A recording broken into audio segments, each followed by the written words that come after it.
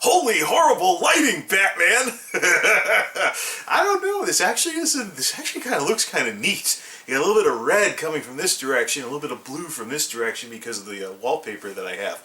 It's kind of got a little bit of a multicolored type, dark and scary. I don't know. It's the camera's gone to night mode too. Yeah. So this is the lighting setup that I have for watching movies now. I've obviously gotten a lot better at bringing down the house lights in order to... Basically, this is the setup that I have for not having any reflections on the screen.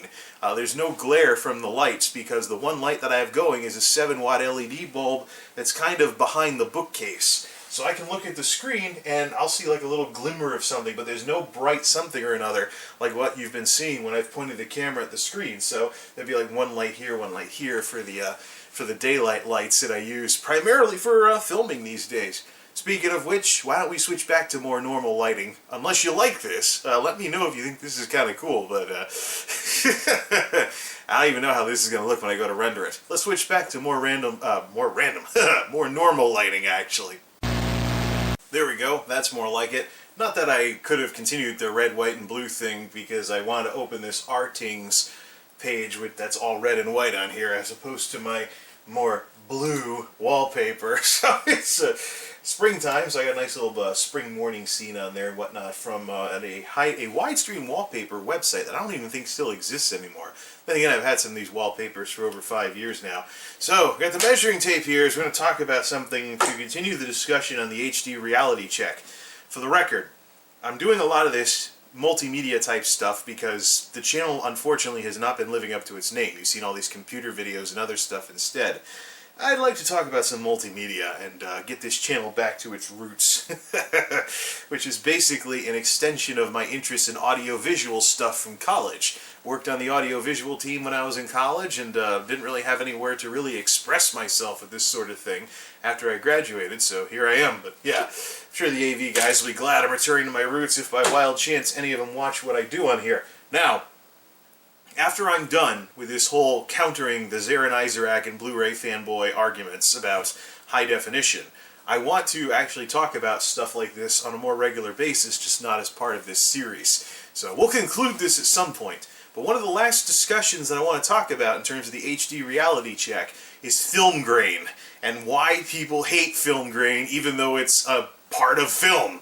It's actually not even just a part of film, it's a part of still photos. Film photography has grain in the sense, just like video, or just like motion picture film does. You just don't notice it as much because it's not in motion. You're not seeing it every single frame as the film goes through the projector because it's just one image.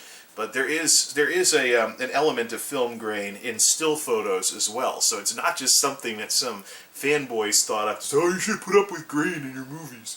But anyways, I want to talk about the whole idea of home theater, because a lot of this discussion has gotten the old gears turning, if you will. Yeah, I've been thinking about quite a few things lately. For example, HD being a marketing term and not much else, because what the hell does it even mean for something to be HD anymore? HD compared to what? Standard def television? Standard def TV that's been around since the 50s and people don't have anymore unless they have an old tube? HD, does it even mean anything anymore? Shouldn't we be calling it LD or something for older stuff? Legacy definition, low definition, because it's a smaller screen size than what's available on today's TVs. Glad to be getting your gears turning too. But before we get to any of that, I want to talk about the whole idea of home theater. Because I'm thinking about the film grain thing. I already know what I'm going to say about film grain. It's going to be a zinger.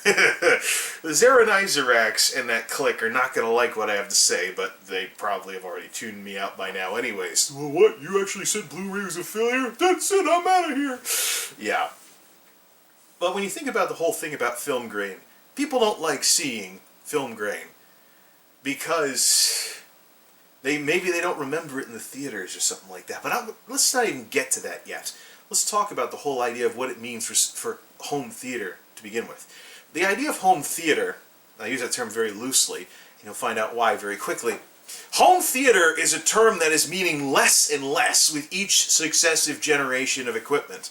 Because what are you getting when you watch, for example, I just got done watching a lot of these movies.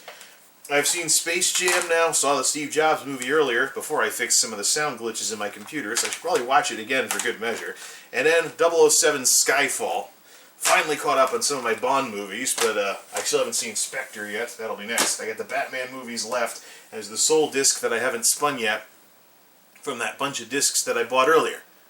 So caught them on sale, bought them to make a point about Blu-ray being more affordable and the whole dimwit video disc thing. But here's the thing. What do you have? Actually, no, forget that. Let's pick up these Blu-rays that are off screen over here. These are good eye candy Blu-rays. This is the sort of stuff you want to have to show off what the technology can do. This stuff was originally IMAX content. Kronos, Baraka, and Samsara. These were all filmed, I believe they were all filmed in 8K, the biggest film resolution out there, which television, if you want to spend $80,000 on a TV, there's an 8K television that these companies that are trying to gouge the early adopters will be more than happy to sell you, even though there's no freaking content. What are you going to do? Have a transfer machine send film into the TV in real time? Yes, I typed in 8K just to check what the resolution was earlier. And I see this Google shopping ad for an $80,000 8K TV. Holy crap! You definitely have money to burn if you're spending $80,000 on a television. Yeah. Anyway, so this stuff wouldn't fill the screen, by the way. No. Even 4K Blu-ray. I mean, why would you... That's another discussion entirely. So, basically what this is, what these three are, is these three the sorts of things that if you want to see what Blu-ray can do, you have one of these ready. And the interesting part is it defies, people think old movies can't look great in high definition. Kronos from the 80s, Baraka from the 90s, and Samsara, even Samsara is from the 2000s, I believe. When was this made? It's copyrighted 2012, but I believe this is late 2000s or something along those lines. Yeah, it was recorded over 5 years in 25 countries. It's the sequel to Baraka. It was filmed in 8K. It was filmed in 8K, and I believe this one was too. That's why these look so good, because they're total eye candy films. This one, Kronos, shows its age a little bit more. Content is actually from 85, but yeah, it's pretty good. These are all pretty good stuff. But what do you get when you watch this stuff? What do you get when you... Well, let's put them in order at the very least. Kronos, Baraka, Samsara, in that order. What do you get... I can't use the little screen thingy to keep these in place here. What do you get when you watch one of these? Suppose you saw one of these in the theater. Suppose you saw Kronos in IMAX way back in the day. Suppose you saw... better yet, how about... No. Let's do something a little more contemporary to folks... Well, they have to be my age, but... Suppose you saw Space Jam in the theaters, and now you buy the Blu-ray from the bargain bin at Walmart, $7.88, or the bargain rack at Target, like I did, for $7.50. What are you getting with this? The idea of home theater was your experience in the theater would... Motorcycles, baby. Weather's really nice out today. You might hear some background noise. Okay, you have a loud motorcycle. We get the point. Shut up. Okay, hog incident over, though I'm sure there will be more of them. Okay, so let's talk about what exactly does home theater even mean anymore? Because, let's say you saw Space Jam in the theaters back in the 90s. Now, it's in the bargain bin, Blu-ray bargain bins at like Walmart and Target. You pick it up, and you bring home the disc, and you watch it at home. Are you really recreating the theater experience? Now, there are some very dedicated people out there who love movies and love theater. And they actually create home theaters, quite literal home theaters in their houses. The warning says private home exhibition only, no public performance, and they really hit the wall on that one, push the limits of it. Because there's some dedicated movie people even on YouTube who show their setup, and they have a room you enter on a carpet with seats instead of a couch, and even a popcorn machine. And they even have like an AV remote like that, on one of those fancy remotes that turns down the lights, turns on the projector, brings down the screen, starts up the movie player, maybe even pops open the drive to put a disc in. So, definitely devoted to movies, to the whole theater experience. That I could say is a home theater. But what we have with television and stuff like that, with a TV instead of a screen and things like that, it's just not the theater experience. It's a very nice home experience. Oh, there's another hog. Okay, I give up on trying to edit out the hogs. But, yeah. It's a very nice home experience. Blu-ray is awesome. I mean, we're talking 1080p here, and it's only going to get better from here. You got 4K stuff out there now. Maybe there'll eventually be 8K stuff. But even the 4K, as it is on film, or on disc right now, in some cases is lower than the resolution that it is on film. I've seen some of the standards for 4K actually have higher pixel counts than what we're getting on 4K Ultra HD or whatever it is that Blu-ray's moving to next. But people complain about film grain, and they don't like seeing film grain. Maybe they don't remember seeing film grain because it's something else I want to talk about called content is king. Maybe when they went to the theater, if they, oh, I saw that movie in the theaters, it didn't look as bad as it does with all the film grain. Yeah, well, here's the thing. If you saw the movie in the theater, what kind of seats did you have? Well, first of all, not even getting to that. Content is king. If content is good enough, it will engross you in the content regardless of what's going on the screen. I dare say even the Predator Ultimate Hunter Edition with its boatloads of DNR can get like that. But if the content's good enough, it'll suck you in, and that's one of the big reasons why people say they don't see a difference between Blu-ray and upscale DVD. They get wrapped up in the movie and stop noticing that everything's fuzzy around the edges because the original material was standard def. So it's a thing, And now, suppose you remember seeing a movie in the theaters. First of all, are you getting romantic with it? Are you romanticizing it because you liked the movie? You got swept away by the content and didn't notice that maybe you could have seen the film grain on the projector screen. And what kind of seats did you have when you were in the movie theater? There's going to be plenty of hogs in the background tonight. Get over it. Anyways, so what seat did you have? What kind of seats did you have when you went to see this movie that you fondly remember, probably romanticized at this point in the theater? Were you right next to the screen where you had to do this, and then you couldn't see hardly anything except this part of the screen, and you had to move your head in order to see the whole thing? Were you too close, or were you way in the back? Which means you're far away from the screen. You might not notice the little details like the grain, but you can see the whole screen and things like that. Now suppose you had the cheap seats. Now, you're far away. Now, we know that, and that's why I have RTings on screen here. We know that there is hard science that when you're more than X amount of feet away, you don't have the vision with 20/20 vision to see the extra detail in certain screen sizes. I'm wondering if that applies to film grain, too.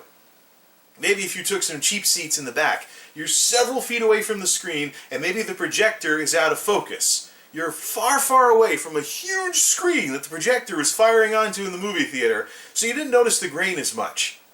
Then you come home, you've got this television right here. You've got something very close to film quality on a little disc, and you can see the grain that you never saw in the theaters, and you think something's wrong with your Blu-ray. In my case, I've actually applied a sharpening filter to Blu-ray, which is a little superfluous. On grainier movies, it turned the grain into a sandstorm. Oops!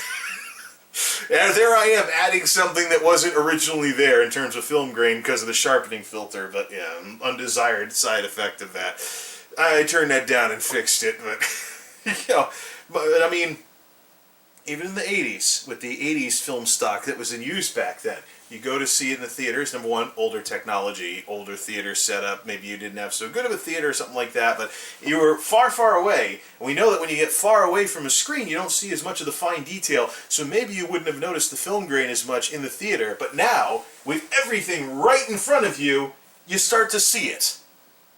So, that's the thing. We have a really nice home experience nowadays with watching movies at home, but it's not the same as the theater would have been, especially if you're romanticizing it because you got swept away with the content. You got swept away by the content, and so you tend to remember mostly the stuff that stood out, like what the content was, not so much whether or not there was film grain. So, something to keep in mind. Also worth noting is I've got my measuring tape here because little things to illustrate this. Let me actually put the tape on my forehead and go all Cyclops on the TV here. So this let's assume the normal position. So I'm usually like this, with my feet up on the subwoofer, because subwoofers make such a great footrest, especially when they're thumping all over the place. Watch a movie with a lot of bass, give yourself a foot massage. So let's cyclops this thing with the measuring tape and try not to poke out the screen. Now this is a 37-inch television, from 2008. The optimal, or excuse me, let's see here, the maximum viewing distance before 4K is not worth it anymore is roughly 5 feet. 1080p is not worth it after about 7 feet. So at this casually relaxed position, I'm a little more than... This is just looking so stupid, isn't it? Is that a metaphor for something? At this casual position, I'm a little more than 3 feet away. And I've already done this with my couch setup. And I'm not watching Blu-rays on it anymore because I'm 9 feet away. And so that's why I can watch DVDs from that length, from that distance, and not have a problem with it, even with glasses and the whole 9 yards. Because I'm too far away to see the fine detail in a screen size like this. Now imagine, this applies to theaters too, by the way.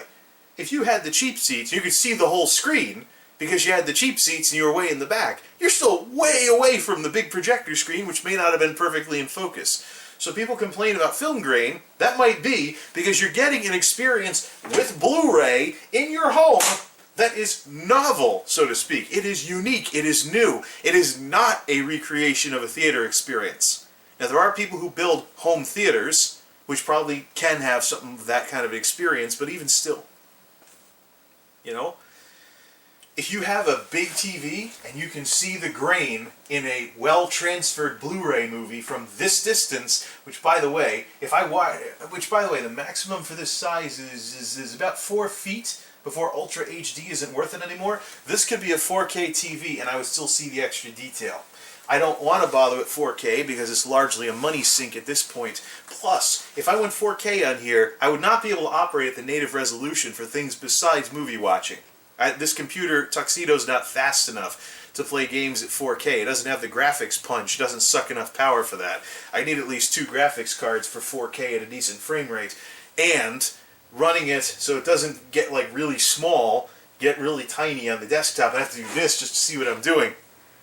Plus, I'm sure the usual rules of LCDs apply. When not at the native resolution, you get a fuzzier picture. So I'd probably have to drop down to 1080 to game, if not 720, have it look worse, and have most of the stuff I do besides watching movies look worse on this display.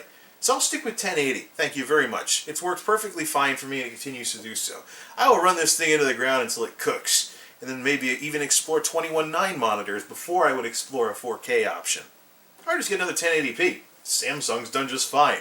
And it has a very quick response time despite being a television too, so I can use it to game with and not get shot all the heck in first-person shooters. But that's something to think about. If you need to, get out the old measuring tape.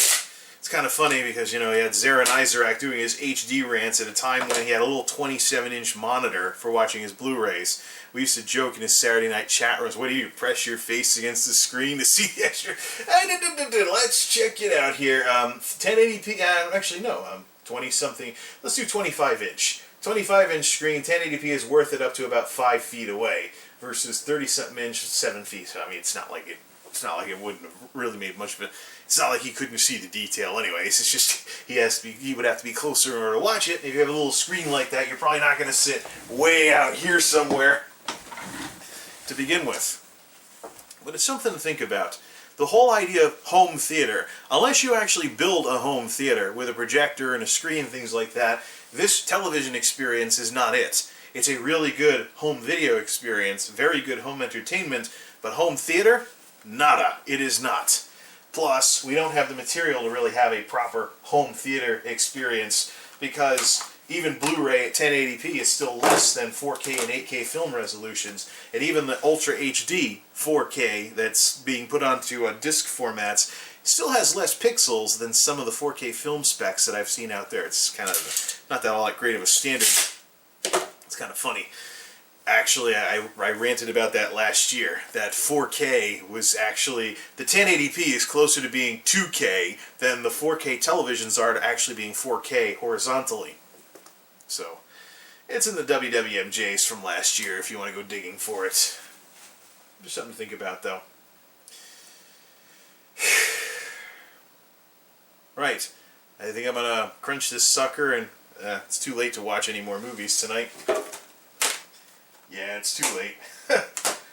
Maybe I'll put Samsara in just for fun and turn the sound down so nobody calls the cops on me. Just to do more like a feast for the eyes as opposed to the ears. Right. So yeah, the HD reality check will continue. We have more stuff to talk about. We have Content is King, we have Film Grain, we have other stuff to cover as well. But when I'm done with this little counter-series, it's not going to be the end of the discussions on this sort of stuff. That I can assure you. The channel isn't called MultimediaJay for nothing now. I've kind of been slacking on my roots to begin with. Thanks for watching, everybody. MultimediaJay out.